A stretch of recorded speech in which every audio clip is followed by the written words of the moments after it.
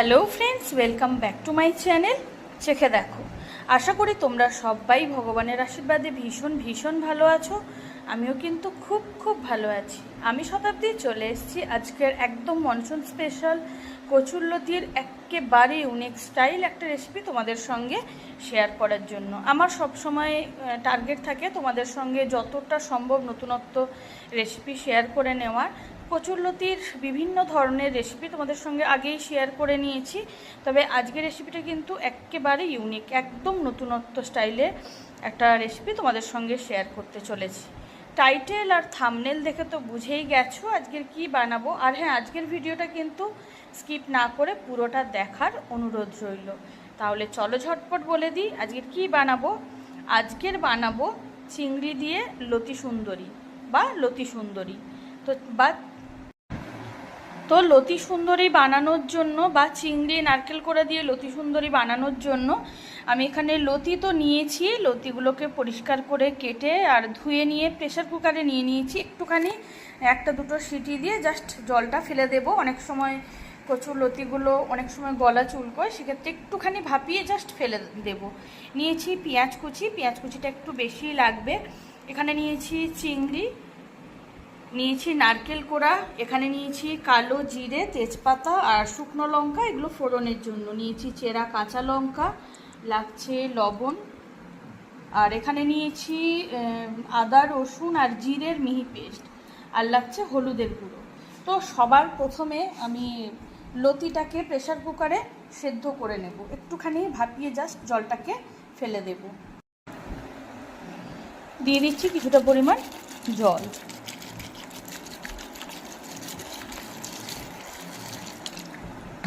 তো এখন প্রেসার কুকারটাকে আমি আঁচে বসিয়ে দিচ্ছি।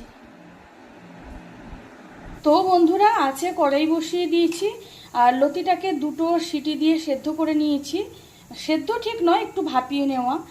আর লতিটাকে আমি একটা ঝাঁঝরি থালাতে ঢেলে জলটাকে ঝরিয়ে নেব। আর কড়াইতে দিয়ে দিলাম সর্ষের তেল, কারণ লতি সুন্দরী কিন্তু সর্ষের তেলেই বানাতে হবে। তেলটাকে সবার প্রথমে ধোঁয়া ওঠা গরম করে নেব। তেলটা কিন্তু এখন ভালো মতো গরম হয়ে গেছে। এখন রান্নাটা আমি স্টার্ট করছি, তোমরা একদম স্টেপ বাই স্টেপ দেখতে থাকো। সবার প্রথমে দিয়ে দিচ্ছি কালো জিরে, শুকনো লঙ্কা, তেজপাতা ফোড়ন। আর এখানে একটা কথা বলে রাখছি বন্ধুরা, চিংড়িটাকে আলাদা করে ভেজে নেওয়ার কোনো দরকার নেই। চিংড়ি এমনিতেও ভাজতে খুব বেশি সময় লাগে না, মশলার সঙ্গে চিংড়িটাকেও কষিয়ে নিলেই কিন্তু হয়ে যায়। তারপরেও যদি তোমাদের মনে হয় তোমরা অবশ্যই ভেজে নিতে পারো। এখন দিয়ে দেব পেঁয়াজ কুচি,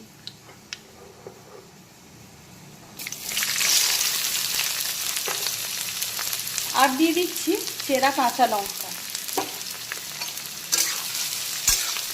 এখন বেশ কিছুক্ষণ সময় নিয়ে প্রথমে পেঁয়াজ কুচি আর চেরা কাঁচা লঙ্কাটাকে একটু ভাজা ভাজা করে নেব। মানে পেঁয়াজের যে একটা কাঁচা গন্ধ সেটা চলে যাওয়া পর্যন্ত ভেজে নিতে হবে।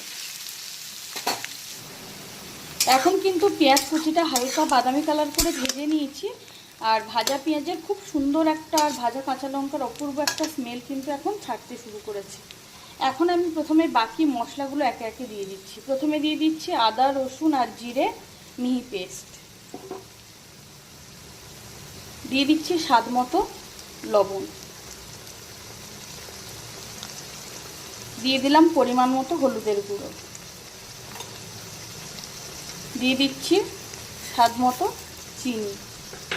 এখন আবারও বেশ কিছুক্ষণ সময় নিয়ে পুরো মশলাটাকে কষিয়ে একদম ভাজা ভাজা করে নিতে হবে, মশলার চারদিক থেকে তেল ছাড়া পর্যন্ত আর মশলার থেকে সমস্ত কাঁচা গন্ধ চলে যাওয়া পর্যন্ত।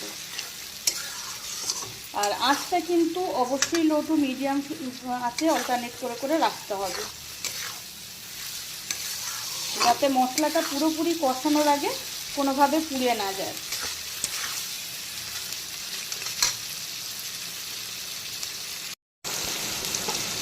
তো পুরো মশলাটা কিন্তু বন্ধুরা খুব সুন্দর করে কষানো হয়ে গেছে। এখন কষানো মশলার একটা অপূর্ব স্মেল কিন্তু ছাড়তে শুরু করেছে, কোনো মশলা থেকে কিন্তু কোনো কাঁচা গন্ধ বেরোচ্ছে না। এখন দিয়ে দিচ্ছি কোরানো নারকেল। এখন নারকেল কোড়াটাকেও বেশ কিছুক্ষণ মশলার সঙ্গে কষিয়ে একটু ভাজা ভাজা করে নেব।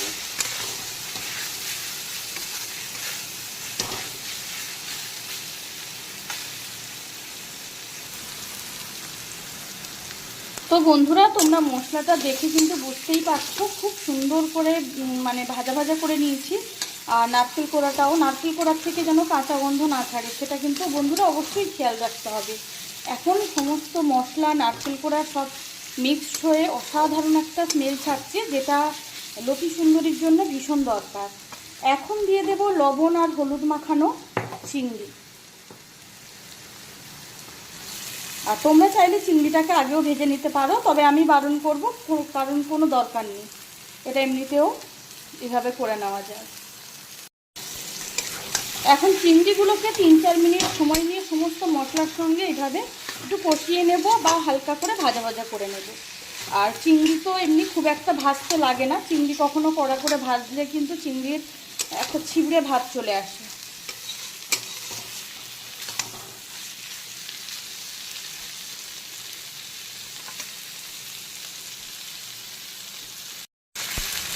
তো চিংড়িগুলো দেওয়ার পরে 3 থেকে 4 মিনিট সময় নিয়ে আমি লো টু মিডিয়াম আছে একটুখানি কষিয়ে নিলাম। আর চিংড়ি কিন্তু খুব বেশি কড়া করে ভাজার কোনো দরকার নেই, খুব সুন্দর একটা স্মেল ছাড়ছে। এখন দিয়ে দিচ্ছি সেদ্ধ করে জল ঝরিয়ে রাখা লতি।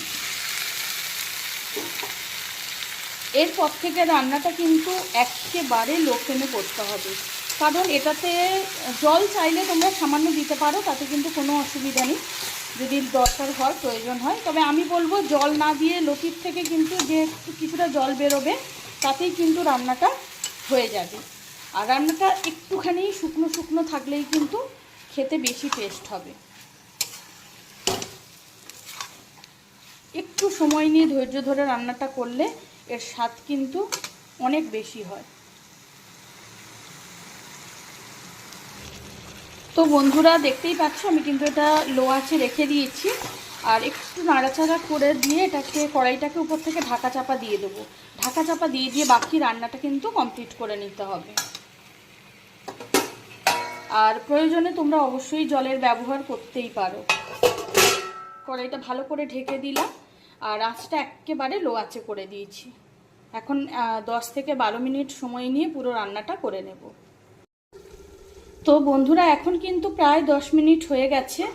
আমি কড়াইটাকে ঢাকা চাপা দিয়ে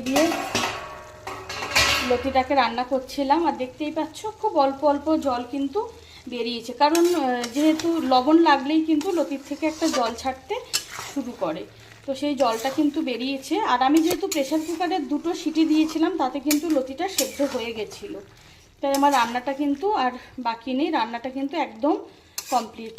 আর দেখতে পাচ্ছ তো খুব সুন্দর গামাখা হয়ে গেছে, আর এত সুন্দর একটা স্মেল ছাড়ছে, পুরো সারা ঘর পুরো গন্ধে ভরে গেছে। আর সেই সাথে আমার আজকের রান্নাটাও একেবারে কমপ্লিট।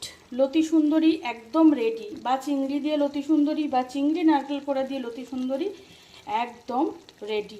আঁচটা আমি এখন বন্ধ করে দিলাম। এখন একটা সার্ভিং বলে ঢেলে গরম গরম ধোঁয়া ওঠা ভাতের প্রথম পাতে সার্ভ করে দেব লতি সুন্দরী।